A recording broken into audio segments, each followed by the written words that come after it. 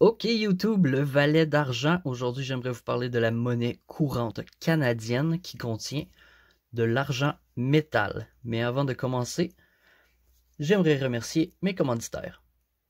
La vidéo d'aujourd'hui est rendue possible grâce à la boutique Le 30 sous. Une entreprise familiale avec des intérêts largement variés s'appliquant autant à la monnaie ancienne qu'à la monnaie moderne. Dans leur magasin de 1500 pieds carrés situé à Gatineau, ils offrent une grande variété de pièces canadiennes, étrangères, des billets de banque et des métaux précieux aux collectionneurs, aux marchands ainsi qu'aux investisseurs.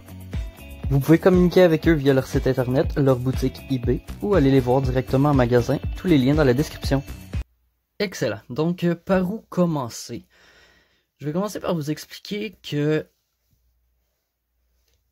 il contient 0,6 onces d'argent métal dans 1 $. Donc, ça c'est 1 $, ça c'est 50 sous qui fait 1 $, ça c'est 4,25 sous qui font 1 $, et ça c'est 10 sous qui font 1 $. Dans chacune des rangées, ça contient 0,6 onces d'argent métal. Ensuite, je peux vous parler des dates, les années et leur pourcentage d'argent qu'ils contiennent. Commençons par le tout début. En 1858 jusqu'à 1919, les 10 sous, 25 sous et 50 sous contenaient 92,5% d'argent métal. Ensuite, de 1920 à 1966, les 10 sous, 25 sous, 50 sous et 1 $ contenaient 80%. Pour l'année qui suivit, 1967, les 10 sous et 25 sous contenaient soit 50% d'argent, soit 80% d'argent. C'est impossible de les distinguer, de faire la différence, lequel qu'il était, donc on dit qu'ils sont 65% d'argent métal. On fait une moyenne, dans le fond. Passons maintenant aux 50 sous, toujours en 1967. Le 50 sous et le dollar étaient de 80% aussi. Donc on voit que ça commence à descendre le pourcentage d'argent qu'il y avait dans l'argent en circulation. Ensuite, en 1968, les 10 sous et 25 sous pouvaient contenir soit 50% d'argent, soit 100% fait en nickel. Donc, il faut faire la différence entre les deux. Il y avait les deux dans ces années-là. Et les 50 sous, les 1 $ étaient faits à 100% de nickel. Donc, ça a été la dernière année que des pièces contenaient de l'argent métal. Donc, pourquoi stacker de la monnaie de circulation? Bon, premièrement, je dirais que c'est la façon la moins chère de se ramasser de l'argent. Tu vas payer à peu près le prix du cours, un petit peu plus, mais vraiment pas beaucoup. Tu peux l'avoir au prix du cours aussi, là, c'est possible. Deuxièmement, c'est des petites quantités.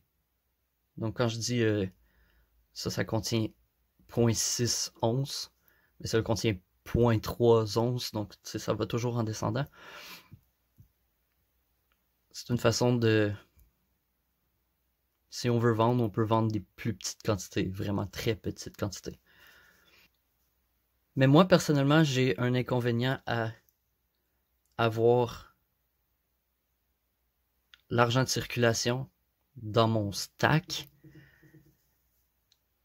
C'est qu'il faut vraiment que tu sois au courant de ce que je viens de dire à propos des années pour savoir combien de pourcentage d'argent qu'il y a dedans. Fait que, avant de le vendre à quelqu'un qui s'y connaît pas, il faut lui donner un petit cours. Tandis que si on a une pièce ou un lingot que c'est écrit dessus, que c'est 100% argent métal, c'est plus évident, puis c'est plus facile, puis on n'a pas besoin de leur donner un cours d'histoire non plus. Donc ça, c'est mon opinion. Je vais tourner les pièces puis je vais vous montrer l'autre côté maintenant. Alors, on peut voir ici les 3 visages possibles. On a le roi George, qu'on peut avoir sur les pièces 1949, 1950, dans les années 50. J'ai pas toutes les années exactes, c'est juste pour vous donner une petite idée. On a la jeune reine. Je suis pas capable de faire le zoom. Bon. On a la jeune reine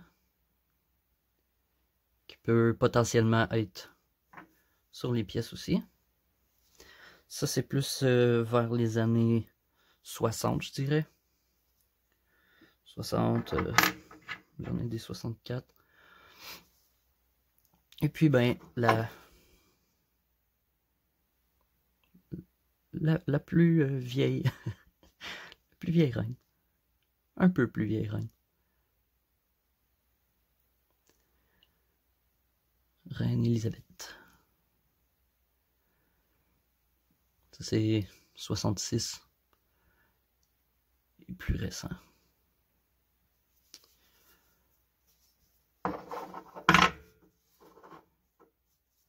Donc, c'est tout pour ma vidéo aujourd'hui. J'espère que vous avez apprécié. Laissez-moi un commentaire. J'aime ça. Quand on se parle, on se pose des questions dans les commentaires. J'adore ça. Donc, merci. Puis on se voit pour une prochaine vidéo. Salut!